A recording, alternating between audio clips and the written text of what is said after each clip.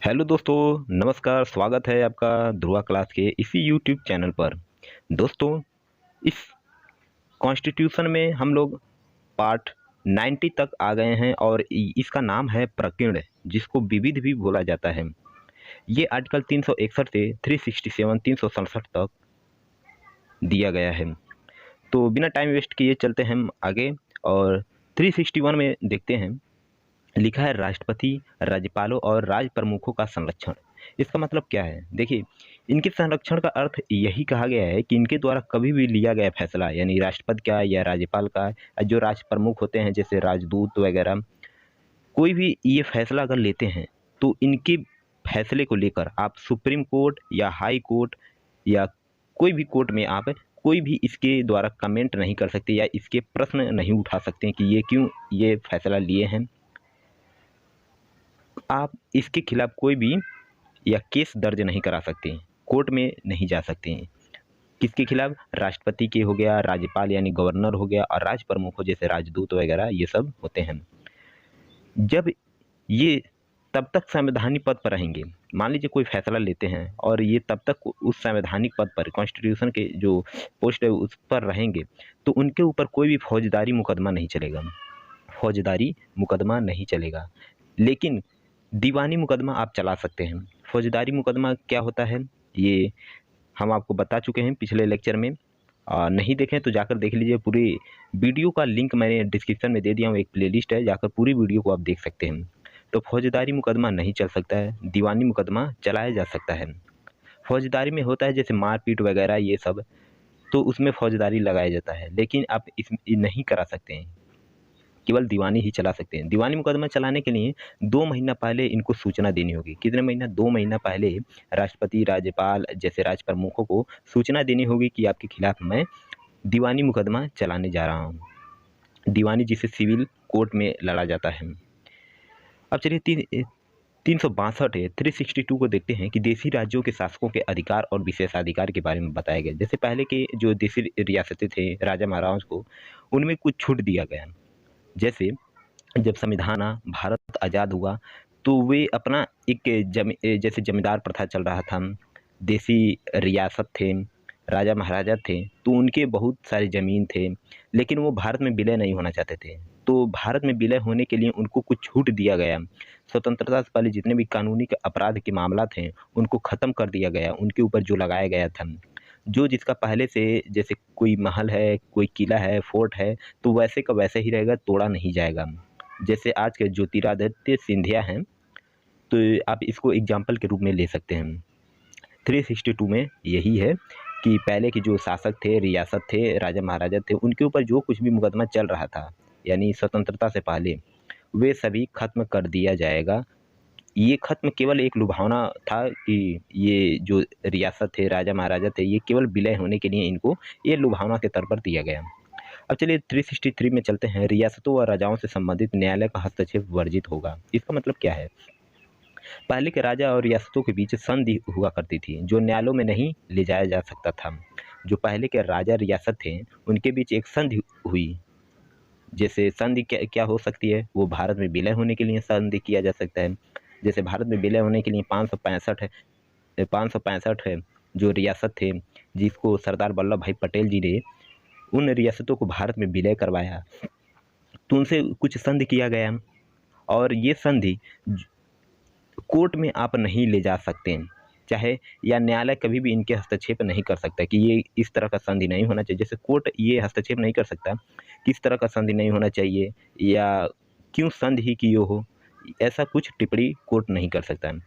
इन संधियों में सिर्फ संसद का ही हस्तक्षेप हो सकता है। सिर्फ देखिए, संसद नियम बनाती है तो संसद का ही हस्तक्षेप हो सकता है। ठीक है। कुछ संधि जैसे राज्यों के पुनर्गठन के समय सरदार वल्लभ भाई पटेल जी ने कुछ रियासतों और राजाओं के जैसे के बारे में हम आपको बताएं, तो उनके साथ उनको संरक्षण देने के लिए कुछ संधियाँ किए थे। चलिए, उम्मीद करता हूँ कि ये आर्टिकल्स यहाँ तक आप समझ गए होंगे। अब चलिए नेक्स्ट आर्टिकल है 364, महापत्तनों और विमान क्षेत्रों के विशेष में नियम। महापत्तनों का मतलब होता है पोर्ट, जो बंदरगाह होते हैं उसे। विमान क्षेत्र का मतलब तो जो जहाज वगैरह ये सब उड़ती हैं उसके बारे में यानी बताया गया है। तो बंदरगाह और विमान क्षेत्रों में सिर्फ केंद्र सरकार का ही नियम बनाएंगे। तो 364 में कहा गया कि बंदरगाह हो गया, पोर्ट हो गया और विमान क्षेत्र हो गया, यानी इनके क्षेत्र में जो कुछ भी नियम कानून होगा ये केवल केंद्र सरकार ही नियम बनाएगी, केंद्र सरकार नियम बनाएगी। ठीक है।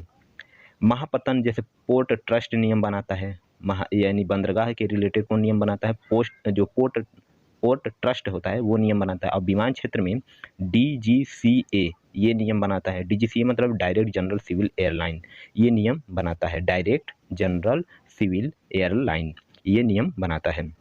चलिए 365 में कहता है कि संघ द्वारा दिए गए निर्देशों अनुपालन करने में राज्यों की असफलता का प्रभाव। इसका मतलब क्या है?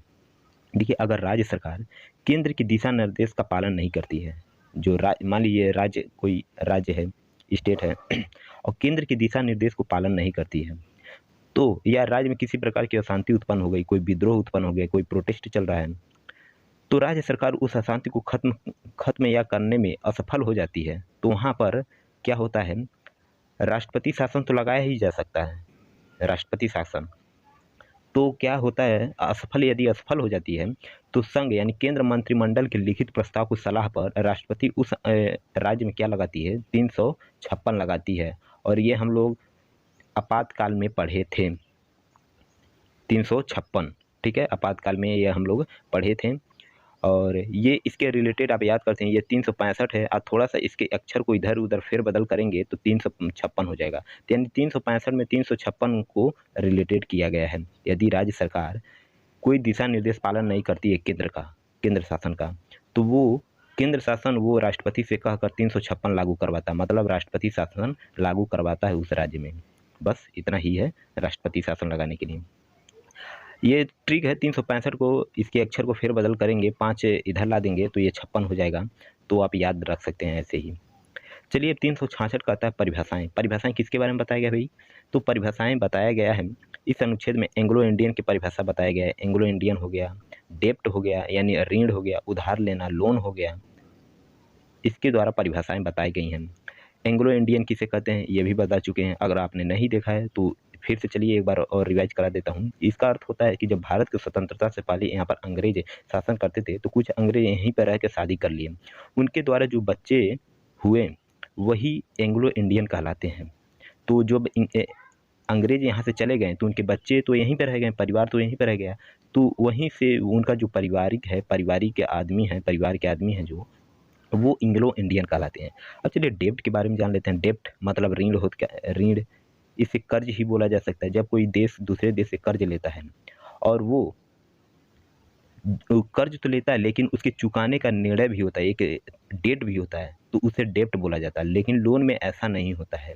ये कर्ज क्या होता है, लोन जो लेते हैं कभी कभी वो भाग भी जाते हैं तो उसे लोन बोला जाता है। जैसे सब्सिडी दिया जाता है, कुछ वस्तुओं को खरीदने पर सब्सिडी दिया जाता है, टैक्स लगाया जाता है, कर लगाया जाता है। तो इन सभी को परिभाषाएं, इनकी डिफिनेशन इसमें 366 में बताएगा और ये एग्जाम के पॉइंट ऑफ व्यू से इम्पोर्टेंट नहीं है, तो इसको याद ही मत रखिएगा।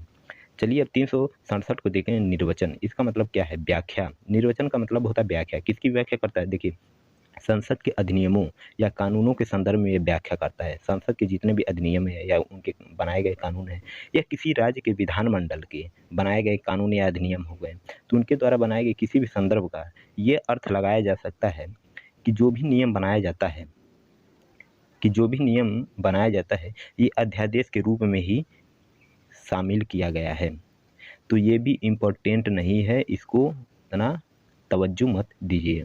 ठीक है, उम्मीद करता हूँ कि इतने इस लेक्चर में आप बहुत कुछ सीखे होंगे। अगर देखिए लेक्चर पसंद आता है तो चैनल को सब्सक्राइब कर दीजिएगा, वीडियो को लाइक कर दीजिएगा और ये मेरा सोशल आईडी यहाँ पर जाकर आप फॉलो कर सकते हैं। तो कीप लर्निंग, ऑलवेज ग्रो। जय हिंद, जय भारत।